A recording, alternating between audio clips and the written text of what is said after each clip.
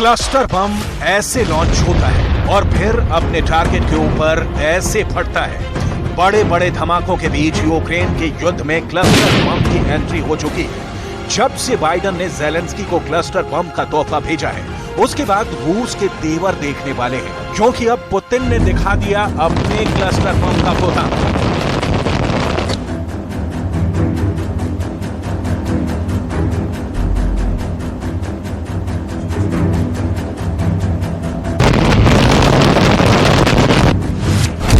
हथियार गोदाम में क्लस्टर बम का बड़ा स्टॉक रखा हुआ है। ये बात पुतिन ने बताई है कि उनका क्लस्टर बम अमेरिका से भेजे गए क्लस्टर बम से ज्यादा खतरनाक है। पुतिन के गोदाम में एक नहीं 10 तरह के क्लस्टर बम है। पुतिन का क्लस्टर बम ऐसी मौत देता है जिसे देखकर रूस के दुश्मनों की रूह कांप जाएगी।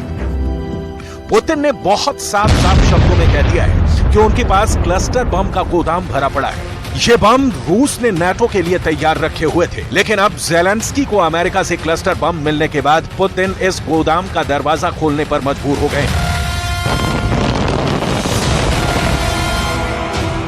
पुतिन के पास ऐसे सैकड़ों नहीं बल्कि हजारों बम हैं, जो कीव के साथ खार्किव को जलते हुए कब्रिस्तान में तब्दील कर सकते हैं। क्लस्टर बम अपने टारगेट को 98% मौत की गारंटी देता है, क्योंकि इस बम की नाकामी का रेट 2.5% से भी कम है। लेकिन सबसे बड़ा खतरा इन्हीं 2.5% वाले नाकाम बमों से होता है, क्योंकि यही दुश्मन के बाद वहां के आम लोगों की सबसे ज्यादा जान लेते हैं। Достаточный запас различного рода кассетных боеприпасов. Различного рода. Мы до сих пор этого не делали, не применяли, и у нас не было такой необходимости, несмотря на известную нехватку в определенный период времени, и у нас тоже боеприпасов, но...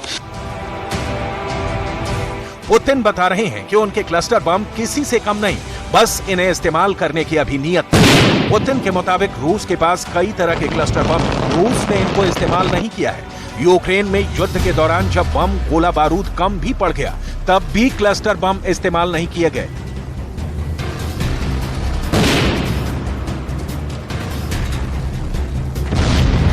लेकिन अब पुतिन क्लस्टर बम का जवाब क्लस्टर बम से देने के लिए तैयार है। अगर ये बम इस्तेमाल किए गए तो ये अमेरिका का क्लस्टर बम बनाम रूस का क्लस्टर बम वाला युद्ध होगा, और फिर धमाकों की ताकत तय करेगी कि किसके बम में है कितना ज्यादा दम। रूस पहले ही साफ कर चुका है कि अगर रूस की फौज पर क्लस्टर बम से वार किया गया तो 10 गुना ताकत से जवाब दिया जाएगा। अब पुतिन की वार्निंग के बाद ये बात और पुख्ता हो जाती है कि ज़ेलेंस्की को बचकानी हरकत से बचना होगा, नहीं तो रूस तो पहले ही वो बात कह चुका है जिसका ऐलान अक्सर रोडवेज की बसों में होता है, यानी सवारी अपने सामान की खुद जिम्मेदार होगी, और यही बात ज़ेलेंस्की को समझनी होगी। В случае поставки Соединенным Штатам кассетных боеприпасов на Украину, российские вооруженные силы будут вынуждены в качестве ответной меры использовать аналогичные средства поражения против вооруженных сил Украины.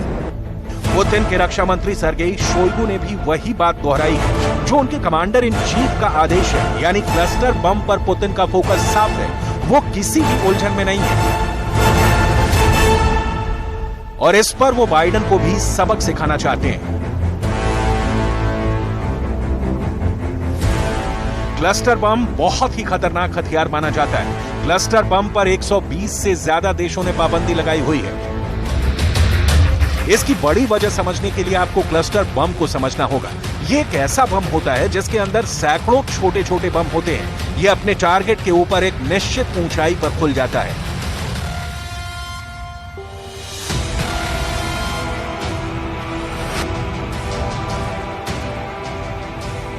और उसमें से फिर लॉन्च होते हैं सैकड़ों मौत बरसाने वाले बम, जो क्लस्टर बम की तरह अपने टारगेट पर टूट पड़ते हैं। इनमें से कई बम फटते हैं,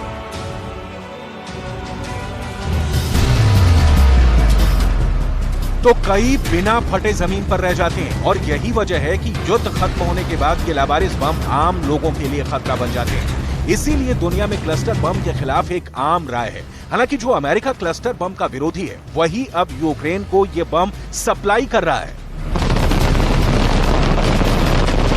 Cluster munition is a controversial weapon that more than 120 countries have agreed to ban because the munition itself, once it lands on the ground, releases little bomblets that some of them don't explode and can kill or maim children or adults, farmers, civilians, years after a conflict is ended. Zelensky जानते हैं कि वो आग से खेल रहे हैं, क्योंकि रूस से जवाब मिला तो उनके पास बचने का कोई रास्ता नहीं होगा, क्योंकि तब ऐसे बम कीव में फटेंगे, खार्किव और ओडेसा में भी फटेंगे। पुतिन पूरे यूक्रेन में क्लस्टर बम की चादर बिछा देंगे। इसकी बड़ी वजह है ज़ेलेंस्की का क्लस्टर बम पर बयान। ज़ेलेंस्की लिथुआनिया में हुई नाटो की बैठक में कह चुके हैं कि वो क्लस्टर बम का इस्तेमाल रूस के फौजी ठिकानों पर करेंगे और पुतिन इसे बर्दाश्त नहीं करेंगे। ये बात रूस ने साफ कर दी। Від Сполучених Штатів Америки щодо рішення щодо кластерних снарядів – це на використання суто по військових цілях, суто на тимчасово окупованих територіях України. Це абсолютно контрольовано і ніде більше не використовується. Ну, повинна бути справедливість. Дивіться, в цьому немає справедливості, то що агресор окупував нас. ज़ेलेंस्की मुसीबत वाला दरवाजा खोलना चाहते हैं। ज़ेलेंस्की वो दरवाजा खोलना चाहते हैं जिसमें दाखिल होने पर सिर्फ और सिर्फ मौत और भीषण युद्ध वाली तबाही मिलेगी। इस दरवाजे में दाखिल होना ज़ेलेंस्की के लिए आत्मघाती कदम जैसा होगा, क्योंकि इस दरवाजे की दूसरी तरफ पुतिन अपना क्लस्टर बम लेकर खड़े हैं और ये बात तो साफ है कि पुतिन के बम ज़ेलेंस्की को मिले क्लस्टर बम से कई गुना ज्यादा घातक हैं।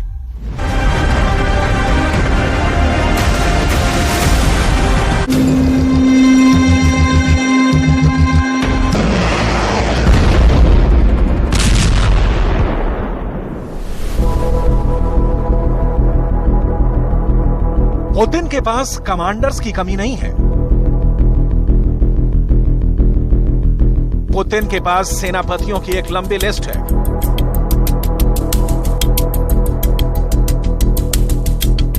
पुतिन को अगर किसी पर भरोसा नहीं है तो उस शख्स को निकाल बाहर कर उसकी जगह पर दूसरे भरोसेमंद आदमी को नियुक्त करना पुतिन के लिए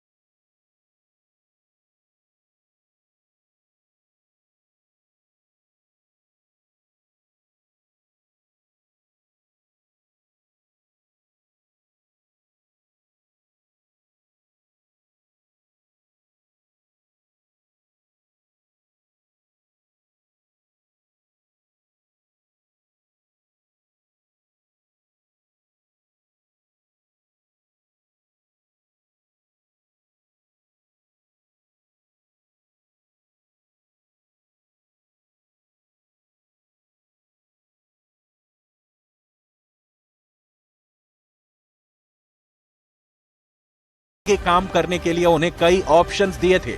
इनमें से एक ये भी था कि उनका हेड बदल दिया जाए। रूस की मीडिया के मुताबिक पुतिन ने वैगनर के नए हेड के लिए रिटायर्ड कर्नल आंद्रेई ट्रोशेव का नाम सुझाया है। अगर आंद्रेई ट्रोशेव वैगनर ग्रुप के चीफ बनते हैं तो वो पिरोग्जिन से ज्यादा चर्चा में रहेंगे।